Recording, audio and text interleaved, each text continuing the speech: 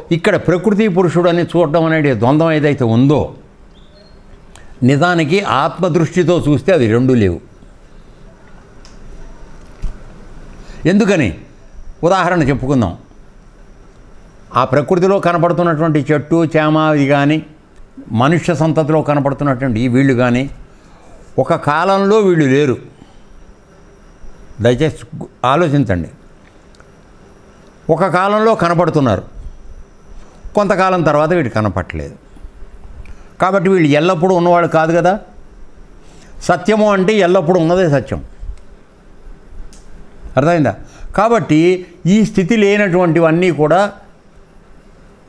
అనాత్మ బుద్ధితో చూసిన వాళ్ళకి కలిగేటువంటి అనుభవం తప్ప ఆత్మదృష్టితో చూసేవాడికి అక్కడ ప్రకృతి లేదు, పురుషుడు లేడు, ఉన్నదంతా ఆత్మే అనేటువంటి విషయాన్ని అతను తెలుసుకోవటమే కాక అనుభవపూర్వకంగా తెలుసుకుని దాన్ని ఆచరణలో పెట్టినవాడు జ్ఞాని.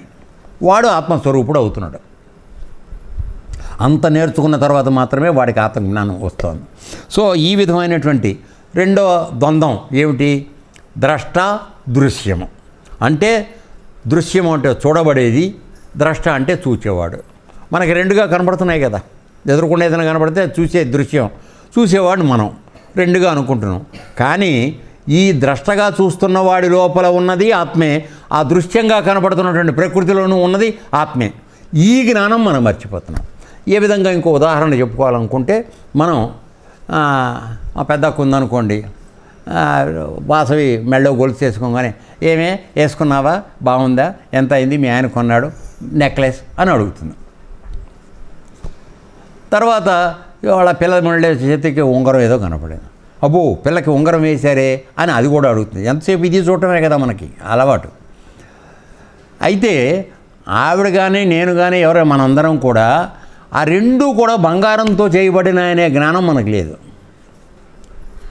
బంగారం చూస్తున్నామా మనం? మెళ్ళో గొలుసు చూసి గొలుసు అంటున్నాం, చెవులుకుంటే దిద్దులు అంటున్నాం, ముక్కుకుంటే మొక్కెర అంటున్నాం, చేతుకుంటే గాజులు అంటున్నాం. ఇన్ని రకాల పేర్లు పెడుతున్నాం. కానీ ఇవన్నీ కూడా దేంతో తయారు చేయబడినాయి? బంగారంతో తయారుపడినాయి. కాబట్టి ఇక్కడ గిరిగానో లేకపోతే కనకయ్య గానో భాస్కర్ గానో రెడ్డి గారులాగానో ఇంతమంది భిన్నంగా కనపడుతున్నప్పటికీ ఈ ఇందరిలోనూ ఉన్నది ఒకటే, అది ఆత్మ. అది నీ నిజస్వరూపం అయి ఉన్నది. ఈ జ్ఞానాన్ని మనం మర్చిపోవడం వలన భేదబుద్ధి వస్తుంది. సో ఇప్పుడు గిరి కనపడంగానే ఎరా నువ్వు ఇట్ట చేసావు అట్ట చేసావు అని తప్పులు అనడం జరుగుతుంది. కనకయ్య ఉన్నాడు కూడా, నువ్వు ఆశ్రమానికి చాలా కష్టపడుతున్నారో పని చేస్తున్నావు అని వాడిని అనటం జరుగుతుంది. ఈ అభిప్రాయాలన్నీ ఎక్కడి నుంచి వస్తున్నాయి? నాకు నా మనసు ద్వారా ప్లస్ నా ఆలోచన ద్వారా వస్తుంది. నా వాక్కు ద్వారా నా మనసు ద్వారా ఈ భిన్నత్వం కనబడుతోంది. నిజానికి మనకున్న మనస్సును మనకున్న వాక్కు కూడా మనం పరమాత్మవా? అదే ఆత్మ కాదు. నీకున్న ఉపకరణాలు ఇది ఈ శరీరానికి ఉన్న ఉపకరణాలు. ఈ శరీరానికి పెట్టుకున్న ఈ శరీరమే అబద్ధం, జడం. దానికి ఉన్న పరికరాలు రెండు, మనసు వాక్కు. ఈ రెండిటి ఆధారంతో మనుషులు మనం లెక్క వేస్తున్నాం బేరీజు. వాడు మంచివాడు, వీడు చెడ్డవాడు అని. ఇది ఎంతవరకు కరెక్టు? అంటే మాయలో మాయ, మాయలో మాయ, మాయలో మాయ అయింది అది. సో మానవులందరికీ కూడా ఈ జ్ఞానం కొరవడడం వలన ఇన్ని అభిప్రాయ భేదాలు, నువ్వు తప్పు చేసావని మనం కోపం చేయడం, కాదు నేను మంచివాడిని వాడు చెప్పుకోవడం, ఇవన్నీ జరుగుతున్నాయి. కానీ ఇన్ని మాటలు మాట్లాడుకోవడానికి చేయడానికి అనువుగా ఉండి అసలు చైతన్యాన్ని ఇచ్చేటువంటి పరమాత్మ ఎవడైతే ఉన్నాడో వాడు మన లోపల ఉన్నాడు, బయట ఉన్నాడు. వాడు మాత్రం దేంట్లోనూ పట్టించుకోవట్లే, అంటి ముట్టకుండా ఉన్నాడు. ఇది ఆత్మ యొక్క స్వరూపం. ఈ దృష్టితో చూడడం నువ్వు అలవాటు చేసుకున్నప్పుడు మనకి నిజమైన జ్ఞానం కలిగితే గిరి తప్పు చేశాడు అనే మాట నేను అనకూడదు. నేను ఎప్పుడు తప్పు చెప్తున్నాను? గిరి స్వరూపాన్ని చూసి నేను వాడు తప్పు చేశాడు అంటున్నాను. గిరి కదలడానికి, మాట్లాడడానికి, పలానా విధంగా చేయడానికి కారణమైనటువంటి శక్తి ఆధారం ఏదైతే ఉందో ప్రజ్ఞ, అది ఏమీ చేయట్లా. అది లేనిది గిరి రాడు ఇక్కడ దాకా కదా నాన్న. సో గిరి చేస్తున్నాడు అంటే ఆ లోపల ఆయనకేం సంబంధం లేదు. అలాగే మంచి పని చేస్తున్నాడని మనం పొగుడుతున్నటువంటి కనకయ్య కూడా శరీరం ధరించాడు కాబట్టి ఆ శరీరాన్ని పట్టుకుని మనం అంటున్నాం మంచితనాన్ని. న్యాయానికి వాళ్ళ ఇద్దరిలోనూ ఉన్నటువంటి అసలు మూల శక్తి ఏదైతే ఉందో ఆ పరమాత్మ, ఆయనకి ఏది ఆడా లేదు. ఆ శరీరంలో ఉంటే ఆ శరీరంలో ఉన్నాడు, ఈ శరీరంలో ఉంటే ఈ శరీరంలో ఉన్నాడు. వాళ్ళు చేసే పనులతో మాత్రం సంబంధం లేదు. అర్థమైందా? అప్పుడు ఏమైంది?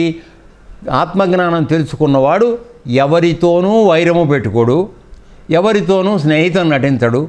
ఇదే విషయాన్ని భగవద్గీతలో ఆయన కృష్ణ పరమాత్మ కూడా చెప్పడం జరిగింది. ఏమని? ఈ సమస్త సృష్టిని, ప్రపంచాన్ని, విశ్వాన్నంతా కూడా నేను సృష్టి చేసిన, ఇన్ని ప్రాణుల్ని, ఇన్ని లక్షల కోట్ల ప్రాణుల్ని నేను సృష్టి చేసిన, ఏ ప్రాణి పట్ల నాకు ప్రత్యేకమైనటువంటి ఆసక్తి లేదు, ప్రత్యేకమైనటువంటి వైర్యము లేదు.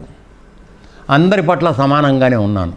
అయితే ఎవరైతే శరీరం ధరించి మానవజన్మ శరీరానికి వచ్చి నా వలన ఇది జరుగుతోందని తెలుసుకుని నా యందు దృష్టి పెడుతున్నాడో వాడి మీద మాత్రం నాకు కొద్దిగా ప్రేమ ఉంటుందని చెప్పాడు. వాడి గురించి పట్టించుకుంటాను. మిగతా వాళ్ళు వాళ్ళ కర్మకు వాళ్ళు చేసుకుని పెడుతూ ఉంటారు. నాకు అనవసరం అది. అది మంచి పని చేశాడు, ఇంకో ఉత్తమ జన్మకి ఎడతాడు.